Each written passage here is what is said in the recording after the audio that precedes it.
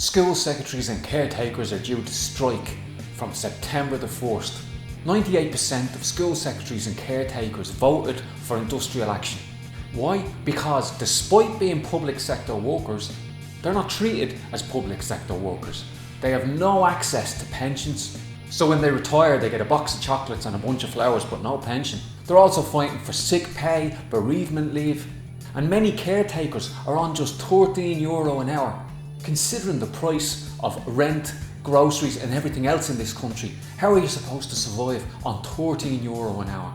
And so we need every single worker in the country to show their solidarity and support for the school secretaries and caretakers. Because it's not just the bosses or the government or whoever your employer is that beats a strike. It's other workers not showing solidarity. Now, whenever there's a strike on, other trade unions will tell people to pass the picket line. But I'm saying to teachers and other people that work in schools, please don't pass the secretaries and caretakers picket lines.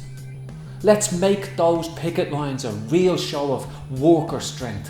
That would send a stronger message to the government than token picket lines with people walking in and out past them. We need more groups like Force Left, where grassroots members of the trade unions campaign for real fighting unions and put it up to the bureaucrats when they won't see a fight through to the end.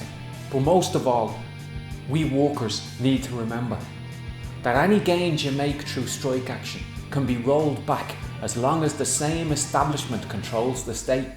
And so we don't just fight for the things we need today. We need to see every fight as training for the battle to come, to put working class people in the driving seat of a 32 county workers' republic.